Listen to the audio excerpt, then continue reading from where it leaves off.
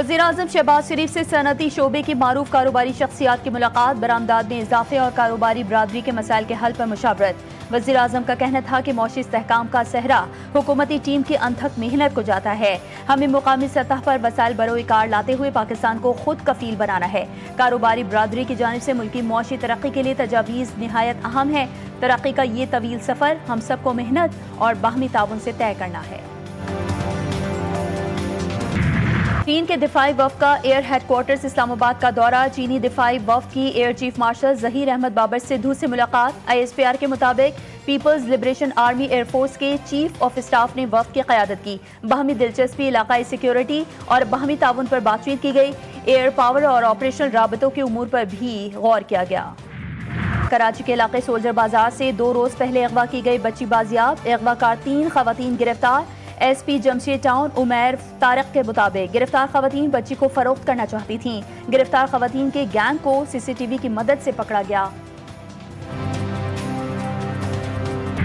ज़राई पैदावार, value addition और बरामदात हुकूमत की अव्वलीन तरजीह है। ज़राई मशीनरी, मयारी बीज, आसान कर्जों के लिए जामे हिकमत अमली पेश की जाए। वज़ीर-ए-आज़म ने ज़राई शोबे की कारकर्दगी और इस्लाहात के जायज़ा इजलास की सदारत करते हुए कहा कि फी एकड़ पैदावार बढ़ाने के लिए ज़राई तहकीकाती मराकज़ को मज़ीद फ़ाल बनाया जाए। मराकज़ में जदीद तहकीक के लिए पब्लिक प्राइवेट पार्टनरशिप को फ़रोग़ दिया जाए। वज़ीर-ए-आज़म शहबाज शरीफ को ज़राई शोबे पर कायम टास्क फोर्स ने ब्रीफिंग दी। वज़ीर-ए-आज़म ने ज़राई पैदावार में इजाफे और इस्लाहात के लिए लाए अमल तलब कर लिया। इस्लामाबाद के जुडिशल मजिस्ट्रेट अब्बास शाह का 27 यूट्यूब चैनल्स बंद करने का हुक्म। अदालत ने 2 सफ़ात पर मुश्तमिल हुक्मनामा जारी कर दिया। फाजिल जज ने दरख्वास्त मंजूर करते हुए असद तूर और सिद्दीक जान के भी यूट्यूब चैनल्स ब्लॉक करने का हुक्म दे दिया। हुक्मनामे के मुताबिक FIA की जानिब से शवाहिद से अदालत मुतमईन कानून के मुताबिक कार्रवाई कर सकते हैं। इस्लामाबाद, सिंध और पेशावर हाई कोर्ट्स के चीफ जस्टिस ने ओहदे का हलफ उठा लिया। इस्लामाबाद में chief justice Islamabad high court की हलफ बर्दारी की तकरीब ऐवान सदर में हुई, जहां सदर मुमलिकत आसिफ अली जरदारी ने जस्टिस सरदार सरफराज डोगर से chief justice Islamabad high court का हलफ लिया। जस्टिस मोहम्मद जुनैद गफ्फार ने बतौर 26वें chief justice Sindh high court के ओहदे का हलफ उठाया। गवर्नर हाउस कराची में chief justice Sindh high court justice Mohammad Junaid Ghaffar से गवर्नर सिंध ने हलफ लिया। गवर्नर हाउस पेशावर में chief justice Peshawar high court की तकरीब हलफ बर्दारी हुई, जहां जस्टिस SM अतीक शाह ने बतौर chief justice Peshawar high court अपने ओहदे का हलफ उठा लिया। KP असम्बली में मखसूस सीटों की तकसीम का इलेक्शन कमीशन का एलामिया कलअदम। पेशावर हाई कोर्ट ने मखसूस सीटों की तकसीम के खिलाफ नून लीग की दरख्वास्त पर फैसला सुना दिया। KP असम्बली में मखसूस सीटों की तकसीम के हवाले से इलेक्शन कमीशन का 2024 में जारी करदा एलामिया मुअत्तल। फैसले में अदालत ने इलेक्शन कमीशन की खवातीन और अक़लियत से मुताल्लिक़ दोनों एलामिया कलअदम करार दिए।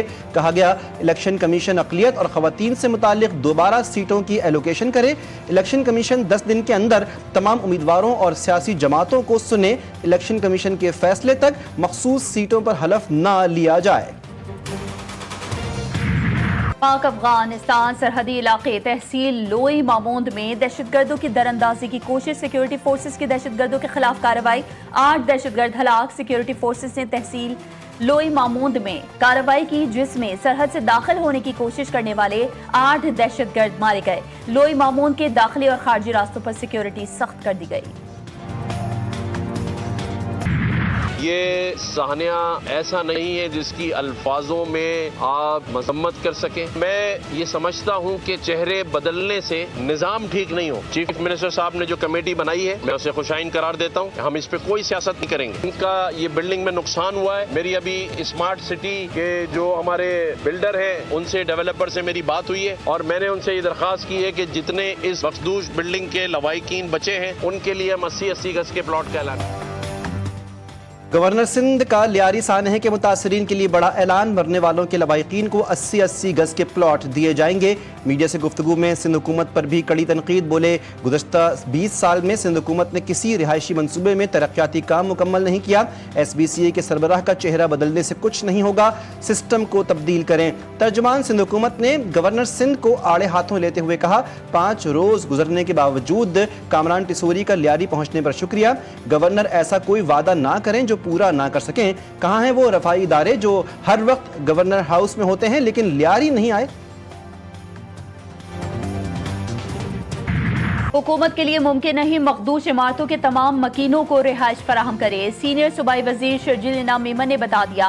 कहते हैं हुकूमत दस्तियाब वसाइल में खानदानों को आर्जी मुतबादिल रिहाइश दे सकती है। सूबे में 740 इमारतें मखदूश हैं। 51 इंतहाई खतरनाक इमारतों में से 11 खाली करवा ली गई हैं। दीगर इमारतों को भी खाली कराया जा रहा है। कराची के कदीम इलाके लियारी में 5 मंजिला इमारत मुनहदम होने से 27 अफराद हलाक। हुकूमत को होश आ गया। शहर में मखदूश इमारतों के खिलाफ कार्रवाई शुरू। इमारत का इन्हिदाम हादसा था या मुजरिमाना गफलत या बदनीयती, जिम्मेदार कौन? हुकूमत सिंध ने 5 रुकनी तहकीकाती कमेटी तश्कील दे दी। नोटिफिकेशन जारी। कमिश्नर कराची कमेटी के चेयरमैन मुकर्रर। सानह लियारी के बाद खस्ता हाल और मखदूश इमारतों को गिराए जाने का हुक्म। SBCA की जानिब से मसमारी का अमल शुरू। करप्ट अनासिर भी सरगर्म। मुतासरीन से फ्लैट से सामान निकालने के लिए पैसों का मुतालबा किया जाने लगा।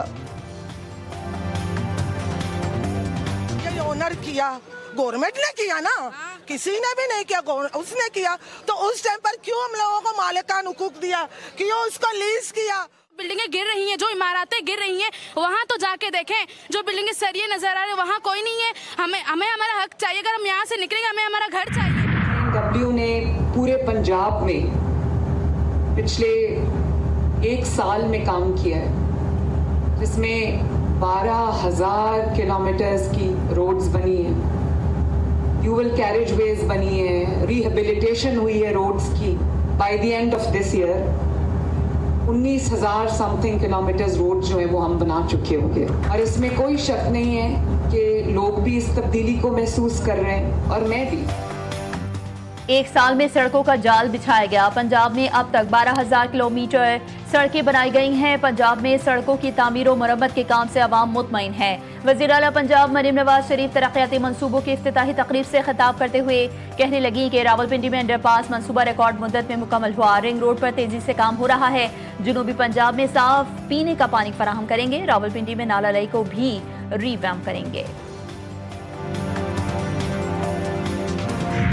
शाबाश पंजाब ट्रैफिक पुलिस। मरीम नवाज के बेटे जुनैद सफदर गाड़ी के चालान पर रद्द-ए-अमल। इंस्टाग्राम अकाउंट पर स्टोरी शेयर की और कानून के मुताबिक कार्रवाई करने पर पंजाब की ट्रैफिक पुलिस को सराहा। अपने पैगाम में लिखा कि पंजाब पुलिस के वो तमाम अहलकार जिन्होंने कल मेरी गाड़ी रोकी और चालान किया, मुझे उनके पेशेवराना रवैये ने बहुत मुतासिर किया। तहरीक के ऊपर, और उन्होंने कहा है कि ये तहरीक की पीक जो है 5 अगस्त को होनी चाहिए और शुरू भी हो जानी चाहिए, और इसकी पीक 5 अगस्त को होनी चाहिए जिस दिन 2 साल हो जाएंगे इमरान खान की कैद। एहतजाज को लीड करेंगे। वो जेल में आज़ाद और बाहर मौजूद लोग कैद में हैं। बानी पीटीआई के हमशीरा अलीमा खान ने अडियाला जेल के बाहर अपनी बहनों नौरीन और उज़मा खान के साथ मीडिया से बातचीत करते हुए बताया कि बानी ने पैगाम दिया है कि आप लोगों को अपने लिए निकलना है, रूल ऑफ लॉ और जमहूरियत के लिए निकलना है और 26वीं आईनी तरमीम के खिलाफ निकलना है। अलीमा खान ने बताया कि उनकी दोनों बहनों की उनके भाई से मुलाकात हुई है। भाई खैरियत से हैं, उनके साथ वो कुछ हो रहा है जो किसी कैदी के साथ नहीं होता। ये जुल्म की इंतहा है। बैरिस्टर गौहर की बानी पीटीआई से मुलाकात। एहतजाज में अदम शिरकत पर लोगों को पार्टी से ना निकालने की दरखास्त। लोगों ने आपके लिए बड़ी कुर्बानियां दी हैं। बैरिस्टर गौहर की गुफ्तगू पर बानी पीटीआई का हतमी जवाब देने से गुरेज। बैरिस्टर गौहर की बानी से मुलाकात की अंदरूनी कहानी सामने आ गई। बैरिस्टर गौहर ने बानी को वज़ीर आज़म के मुज़ाकरात की पेशकश और पीटीआई की असीर क़यादत के ख़त से मुताल्लिक़ बताया। मुलाकात के दौरान बैरिस्टर सलमान सफदर और ज़हीर अब्बास चौधरी भी मौजूद थे। बैरिस्टर गौहर ने बानी से गुजारिश की कि मौजूदा हालात में क़यादत के बारे में सख्त पैगामात मुनासिब नहीं, एहतजाज और अदलिया के अलावा भी दस्तयाब ऑप्शंस पर गौर करना चाहिए। मुसाबिया करते हुए उन्होंने ज़रूर ये कहा था और उनका गुड जेस्चर था, उनका ये था कि जी हमें बात करनी चाहिए, हमारे साथ नहीं तो स्पीकर के ऑफिस को आप यूटिलाइज़ करें। मैंने इंशाल्लाह ज़रूर कहा था। उसके बाद मेरे खान साहब से मुलाकात नहीं हुई। खान साहब ने पहले इसको रिजेक्ट कर दिया था। द रीज़न बीइंग कि एक हुकूमत के पास कोई इख्तियार नहीं है, दूसरी हुकूमत हमारा एक्सेस भी इंश्योर नहीं कर सकती, तीसरा अगर हुकूमत आपके साथ वो जिनवन है, ऑनेस्ट है और सीरियसली ये श्योर करना चाहते हैं कि जी हम आगे करें तो कुछ पॉजिटिव स्टेप लेने चाहिए। अगर हुकूमत संजीदा है तो पहले कोई मुस्बत इक़दाम करे। तहरीक चलाना हमारा आईनी हक है। चेयरमैन पीटीआई बैरिस्टर गौहर की सहाफ़ियों से गुफ्तगू। कहा, वज़ीर आज़म ने कहा था कि आप स्पीकर ऑफिस को यूटिलाइज करें। लेकिन तहरीक का आगाज इसी हफ्ते में ऐलान भी हो जाएगा और डेफिनेटली लाहौर सबसे बड़ा शहर है। मैं ये समझता हूँ कि हम तहरीक का आगाज बड़े शहरों से करेंगे। हम अपनी हकीकी असम्बली का इजलास जुमेरात के दिन पंजाब असम्बली के बाहर लगाएंगे। Opposition leader Punjab assembly Malik Ahmad Khan Bhuchar का ऐलान। कहा, तहरीक इंसाफ के MPAs इस हकीकी इजलास में शरीक होंगे।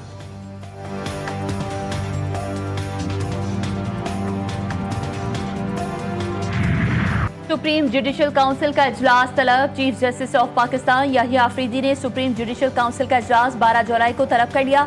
इजलास में ज़ेर इल्तिवा शिकायत और रूल्स में तरमीम का जायजा लिया जाएगा।